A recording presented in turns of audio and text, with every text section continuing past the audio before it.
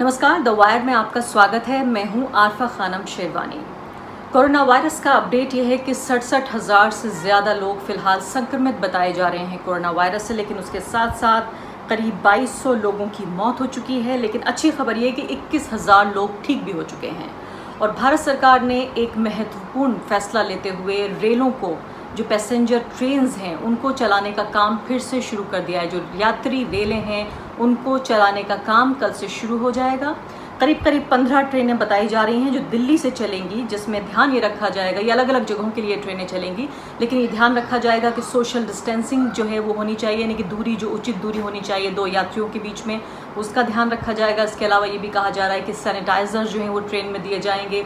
अभी तक एसी कोचों को चलाने का कोई हमारे पास अभी जो ऐलान हमारे पास नहीं पहुंचा है, इसका मतलब सरकार ने इस पर कोई फैसला नहीं किया है। इसके अलावा जो एसिम्प्टोमेटिक, यानी कि वो लोग जिनके अंदर खांसी, नज़ला, ज़ुकाम, यानी कि कोरोना वायरस के जो आमतौर पर लक्षण होते हैं वो अगर पाए गए तो उनको ट्रेन में दाखिल नहीं किया जाएगा। यानी किसी तरह के कोई सर्टिफिकेट का भी जिक्र हम यहाँ पर नहीं देख रहे हैं, कोई ऐसा दस्तावेज आपको दिखाना पड़ेगा इन ट्रेनों में चढ़ने से पहले।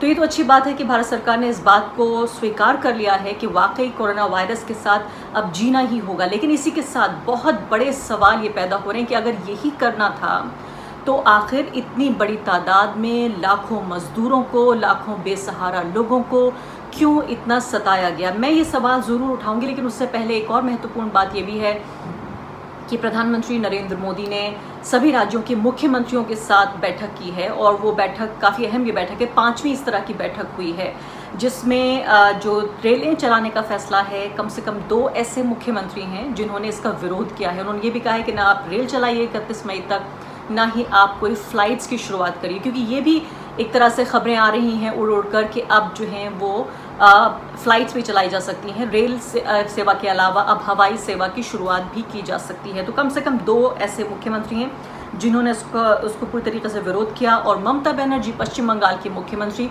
उन्होंने ये भी कहा कि केंद्र सरकार को कोरोना वायरस के मुद्दे पर राजनीति नहीं करना चाहिए और सबको मिल के लड़ना चाहिए। यानी कहीं ना कहीं वो ये आरोप लगा रही थी कि केंद्र सरकार राजनीति कर रही है। क्यों कह रही थी ममता बनर्जी ऐसा? इसके पीछे भी कहीं ना कहीं वजह है। आइए आते हैं कि अब इस मुद्दे पर कि अगर फैसला ये लेना था, खासकर ऐसे वक्त में जब हमारे पास 67,000 लोग पहले से ही संक्रमित हो चुके हैं, और ऐसा बताया जा रहा है कि हज़ारों की तादाद में ऐसे लोग हो सकते हैं जिनका हमने टेस्ट नहीं किया है, हमें पता नहीं है कि आखिर ये सही तादाद क्या है। जब ये फैसला अब किया गया तो 25 मार्च को ये फैसला क्यों नहीं कर लिया गया, जबकि जो कोरोना वायरस के संक्रमित लोग थे उनकी तादाद इससे बहुत कम थी। तो अब ये फैसला करने के पीछे क्या वजह है? एक बुनियादी तर्क है वो ये होता है कि चूंकि कोरोना वायरस जो है वो बेहतर हो रहा है, यानी कि उसके जो हालात हैं वो बेहतर हो रहे हैं, कम लोग संक्रमित हो रहे हैं, और इसलिए हम इसका फैसला कर रहे हैं। वैसे तो हालात नहीं है, बल्कि एक अनुमान के मुताबिक 17 मई, यानी कि जब ये लॉकडाउन 3 जो है वो ख़त्म होगा, तब तक जो है वो करीब 80,000 के पार ये संख्या पहुंच जाएगी, क्योंकि 2 हफ्ते में दुगनी हो रही है हमारे जो मरीज़ हैं कोरोना वायरस के, उनकी तादाद। तो आखिर किस तर्क की बुनियाद पर ये फैसला किया गया? पहले मैंने आप शुरुआत की कार्यक्रम की ये कहते हुए कि ये फैसला अच्छा है, क्योंकि शुरू से ही एक्सपर्ट्स ये कह रहे थे कि भारत जैसे ऐसे देश में जहां करोड़ों गरीब लोग हों, ये फैसला कि सब कुछ जो कंप्लीट लॉकडाउन है उसका फैसला शायद अक्लमंदी का फैसला नहीं था। और वाकई अगर आपको कंप्लीट लॉकडाउन करना भी था तो उससे पहले 4 घंटे का नोटिस नहीं, बल्कि 4 दिन का नोटिस कम से कम दिया जाना था उन करीब 12-13 करोड़ मजदूरों को, अप्रवासी मजदूरों को, जो असंगठित क्षेत्रों में काम करते हैं, अपने अलग अलग राज्यों से आकर बड़े बड़े शहरों में, ये कंस्ट्रक्शन वर्कर से लेकर फैक्ट्रियों में काम करते हैं और किसी तरह अपना गुजारा करते हैं। उनमें से कुछ लोग सिंगल भी होते हैं, कुछ के परिवार भी होते हैं, कुछ के परिवारों में उनके बूढ़े माँ बाप भी होते हैं, कुछ के परिवारों में छोटे छोटे बच्चे भी होते हैं। हमने देखा कि क्या बुरी गत बनी भारतीय नागरिक की। दुनिया के सबसे बड़े लोकतंत्र में ये भारतीय नागरिक, जिसकी ये हालत बनी कि जानवर से भी बदतर। हमने देखे वो छोटे छोटे बच्चे जिनके पैरों में छाले पड़ गए थे और वो चलने लायक नहीं बचे थे। हमने देखी वो गर्भवती महिलाएं जिन्होंने सड़क पर बच्चों को जन्म दिया। हमने देखे वो बुजुर्ग जिनके एक्सीडेंट से उनके सर में खून निकला कि कोई गाड़ी जो है वो टक्कर मारकर चली गई और 12 घंटे तक उसी हालत में वो सड़क पे पड़े हुए थे।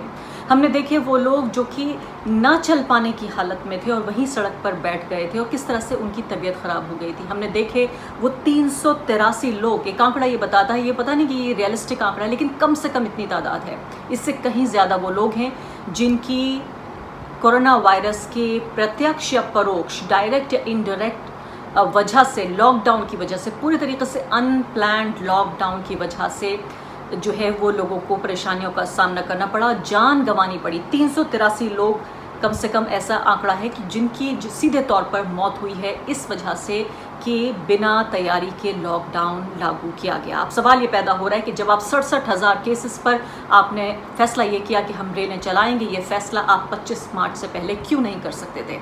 क्यों लोगों के जीवन को बेहतर नहीं बनाया जा सकता? अब मसला ये है कि यहाँ पर बात हो रही है कि प्रधानमंत्री ने अब 5 बार वीडियो कॉन्फ्रेंसिंग के जरिए मुख्यमंत्रियों से बात की, लेकिन जब पहला लॉकडाउन लगाने का फैसला किया गया तब मुख्यमंत्रियों से इस बारे में कोई बातचीत नहीं की गई। वायर पर आपने देखा छत्तीसगढ़ के मुख्यमंत्री भूपेश बघेल ने इस बात की बाकायदा शिकायत की कि अगर फैसला लिया गया होता तो इतनी बुरी हालत नहीं होती। आपने तेजस्वी यादव को सुना वायर पर ही मेरे साथ ही इंटरव्यू में कि अगर ये फैसला बातचीत करके लिया गया होता तो ये हालत नहीं होती। तो सबसे बड़ा सवाल यही पैदा हो रहा है कि क्यों आखिर प्रधानमंत्री, दुनिया के सबसे बड़े लोकतंत्र के प्रधानमंत्री, क्यों बातचीत में, विमर्श में, सलाह मशवरे में क्यों यकीन नहीं रखते? क्यों वो एक तरफा फैसला करते हैं? क्यों वो लोगों से बातचीत नहीं करते जिनकी तकदीर का वो फैसला करते हैं? क्यों वो ब्यूरोक्रेट से बातचीत नहीं करते? क्यों वो मुख्यमंत्रियों से बातचीत नहीं करते? आखिर प्रधानमंत्री बातचीत क्यों नहीं करते? वरिष्ठ पत्रकार सबा नकवी को सुन लेते हैं जो ये सवाल उठा रही हैं कि आखिर जो फैसला अब लिया गया वो फैसला तब क्यों नहीं लिया जा सकता था? क्या तर्क था तब और क्या तर्क है अब? मेरे जहन में काफ़ी सवाल हैं। कल हिंदुस्तान में ट्रेन शुरू हो जाएंगी, तो इतने दिन ट्रेन बंद क्यों की गई? लॉकडाउन 4 घंटे के बाद लॉकडाउन एकदम से अनाउंस किया गया, 4 घंटे का नोटिस देकर, तो ट्रेनों को हमने क्यों बंद किया? लंदन में, यूनाइटेड किंगडम में, जहाँ के प्रधानमंत्री बोरिस जॉनसन खुद को कोरोना वायरस हो गया है, वहाँ लंदन का ट्यूब चल रहा है। मुझे खबर कैसी है, क्योंकि मैं कभी कभी वहाँ के रेडियो और टीवी से बात करती हूँ, तो मैंने उनसे सवाल पूछा कि आप अपने ऑफिस कैसे जा रहे हैं? तो उन्होंने कहा हमारा ट्यूब, अंडरग्राउंड रेलवे सिस्टम चल रहा है। अब हिंदुस्तान को लीजिए, क्या सरकार को पता नहीं था कि यहाँ का मज़दूर, जैसे ही इस तरह का लॉकडाउन अनाउंस होगा कि मज़दूर की नौकरी चली जाएगी, कि वो जैसे प्रधानमंत्री ने कहा कि आप अपने घर जाइए, वो अपने घर जाना चाहेगा, उसके पास ना तो पैसा होगा ना तो खाना होगा। क्या सरकार को ये सब समझ में नहीं आया था? क्या सरकार नहीं पहचानती थी अपने ही मुल्क को, अपने ही वतन को?